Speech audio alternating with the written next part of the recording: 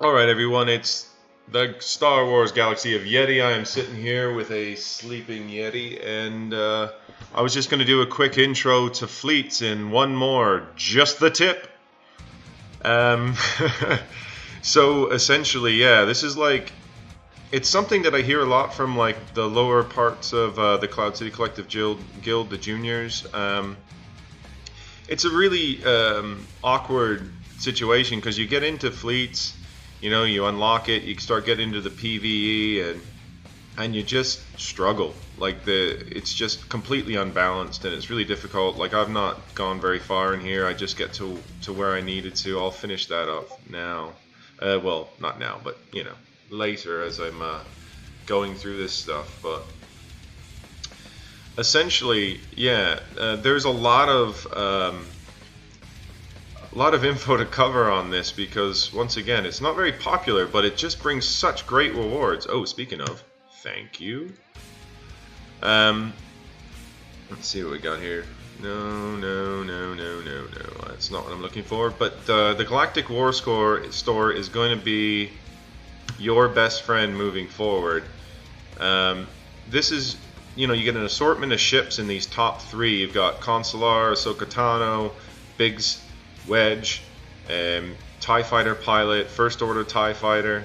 I mean, there's, you get the bugs, Geonosian Soldier, Geonosian Spy. I think Sunfac ship shows up here, but I'm not 100% sure on that. You're really going to want to work this really, really hard. And so the craziest thing is, though, is, I know the current meta is all about Han's Millennium Falcon and Akbar, and so even if you look at my shard, there's a lot of Akbars, not so much top 10, but just Akbar, there's a lot of Tarkins. But then there's, you're seeing quite a few Akbars when, honestly, when you get into the shard, you simply must go dark side. You must get dark side ships. You must go Tarkin. And it's not so much because of the special, which is quite good. It's really about getting these ability mats here. You can't get this. You can't get these Zetas until you've got Tarkin to 5 stars. And to get Tarkin to 5 stars, I can't show that in there. But you need 4-star dark side ships. So you got to get multiples. So if I look at my dark side, it's like you got to just start filling up dark side ships early. You absolutely must get Tarkin to 5 stars as fast as humanly possible, and so you can get into this fleet store and buy these Zeta materials. Materials, they're fantastic, and for 2,000 fleet currency, it's great. So like going until you get to that point, you're gonna want to be buying ships out of here, and you're gonna look for Darth Vader shards, advanced TIE Fighter shards. You're gonna need to get your Imp TIE up. You need to get the ability to attempt that challenge so you can work your way through it, and then. There's other good starter ships on the light side. I mean, there's so many good starter ships on the light side, it's actually a little bit unfair. But, you've got Biggs Darklighter. He's one of the best fleet tanks in the game. I mean, he's got a lot of target lock synergy here. So every time someone lays a target lock, he taunts and gets 40% protection. And, well, for me it's 35. But, I mean, it's a really fantastic ship there. He's got target lock synergy on his assist attack. It's like you call a random ally to assist on a target locked opponent when you use it. It's fantastic. It pairs really well early with Phantom. So if you're going the Phoenix squad route, trying to get Palpatine and Tarkin, then you've really got a great ship here. This is one of the best reinforcements in the game. And it works in the Han's Millennium Falcon meta. As you can see, it calls the call reinforcement of ally ship goes down by 1. I mean, you're never going to be upset putting time and investment into this ship. Ghost is also good, but not nearly as helpful. As you can see, I haven't really done too much. They're just at gear 8 and such. I mean, it's still a very usable ship. You know, it's a little bit soft, but it does great damage at this point. There might be a time when I increase the gear levels on Phoenix Team for this ship, but it's not right now. Other early good ships. I didn't go this route, but I advised my brother to on his. Ahsoka Tano. I mean, this Dispel is actually really strong, and I kind of regret not having her in my fleet just for the ability to knock protection off of Houndstooth. It's a fantastic ship, though. Let's see, Wedge obviously is a great X-wing. So I mean, for light side ships, if you can grab Biggs and the Phoenix ships and Wedge, then you're en route to get Chimera. And that's just like outside of the meta for Han's Millennium Falcon. Chimera is just a great ship. Just a little bit short of 5 stars. I'll get it next time around, and then it'll eventually take the place of my Tarkin in my actual main fleet until I get Millennium Falcon. I mean, the abilities on this ship are pretty intense. I don't feel like I need to go through them right now. I highly suggest you go and read this kit and understand why this ship is so good. So yeah, basically, as I was putting in the starter that you need to get dark side ships, I mean, there's a couple early that you're going to want to try to focus on. I mean, you can access the TIE Fighter pilot and Imp TIE right here. TIE Fighter pilot's available in the Cantina. He's worth investment. He is a good Empire unit that can be used in the R2-D2 Legendary, which leads to Commander Luke Skywalker. And then right here, Slave 1, you're going to need this ship to try to get the Millennium Falcon. I say go ahead and farm it until you're done. I mean, I'm almost done, and I'm really happy to do so because I'd love to get Cars so I can start working on him for the Ebon Hawk, which is another great ship, but it's definitely a mid to late game ship. So you're going to want to, I highly recommend that you go for early. You go for Kylo Ren on Mass and his ship, the TIE Silencer. It's available at 3F Cantina, and both are on the same node. This is one of the best nodes in the game early. You get a very usable tank that you can plug into your Empire team or a miscellaneous team, whatever you need for dark side PvE. He's got stuns, he regenerates health and steals health on attack. I mean, it's fantastic. He's a great tune, and his ship is fantastic. We're going to go a little bit more into his ship just so I can show you what I'm talking about. The basic here, just like on his tune, he's got a stun. So if you attack somebody with less than 50% turn meter, you gain advantage for 2 turns. And if you attack someone with more than 50% turn meter, you can stun them for a turn, which is pretty incredible. And it's doubly incredible when you look at what this is.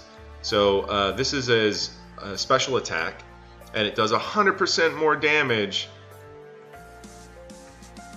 if you've got advantage. So if you attack somebody with less than 50% turn meter, you give yourself advantage, and then you can use this special attack to do 100% more damage, which is pretty insane.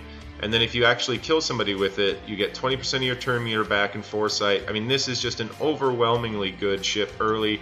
Getting this to 7 stars with a 7-star Kylo Ren early will just send you flying up the fleets. You should be getting near the top anyway with that. You pair it up with Biggs Darklighter and the TIE Fighter, and you suddenly got TIE Fighter, which is very fast ship that can lay target lock on its basic attack. I'm going to show you that right now.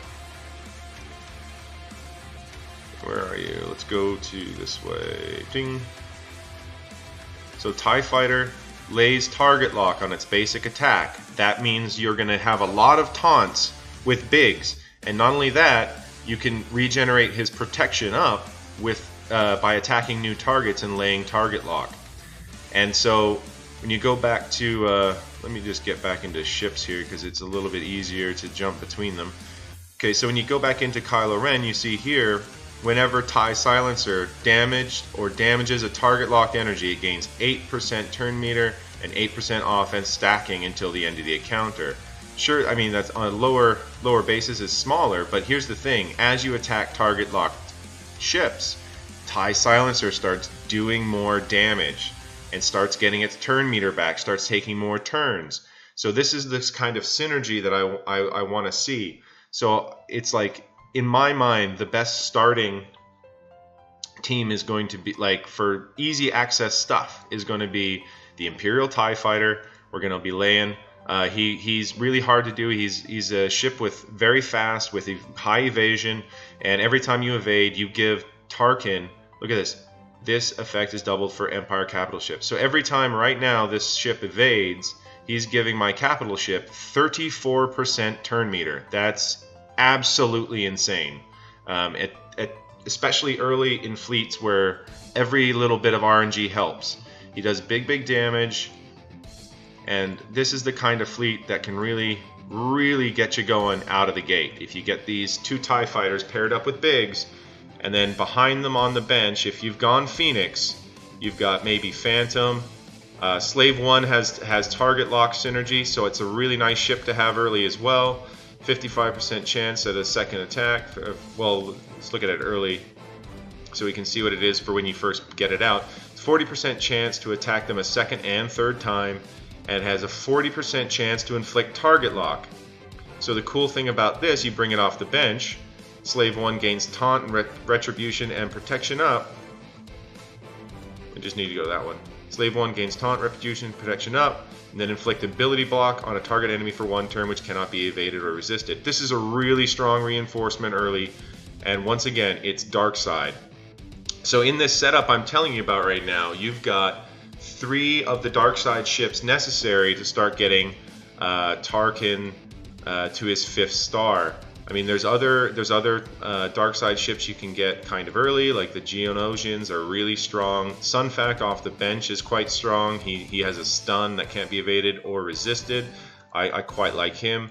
I waited a little bit longer. I took a long time to figure out what I needed to do in fleets, and by then I had already been working on the Hound's Tooth, and so I got I took a long time getting Tarkin to 5 stars, but luckily my shard wasn't too competitive, and I eventually got there as soon as I managed to launch that's TIE Advanced from buying the shards through the fleet currency shop.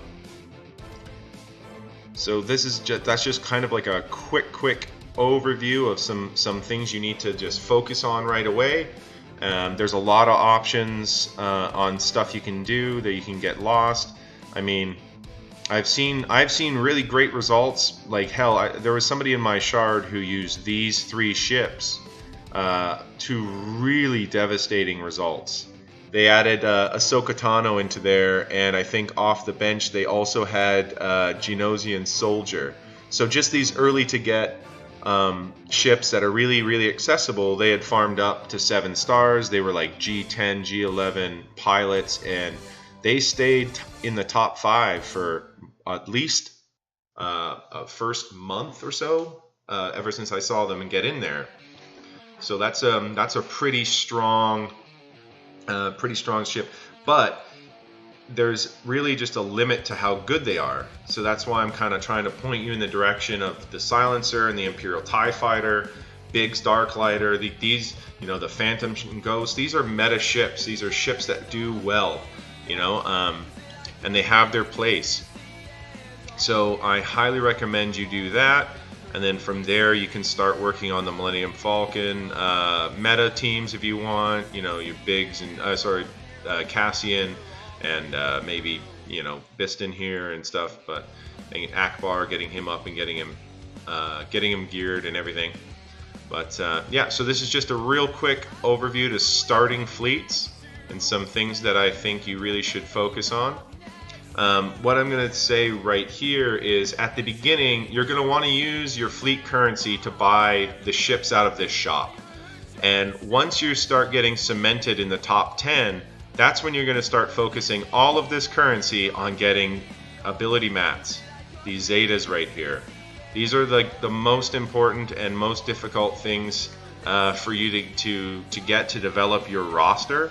So fleets is really the best way to do it. And on top of that, I mean, you get some really nice crystals when you start getting up here. So you get some nice refreshes. You start getting top 10. You've got, here's 2 Cantina refreshes right there every day. So I find that that across the board fleet shards aren't super active. So I'm going to go ahead and really recommend you really pour some attention in here and really think about getting your fleet competitive, getting it top 20, top 10, really working on it. And you know, that's just the tip there, and I'm going to leave it at that.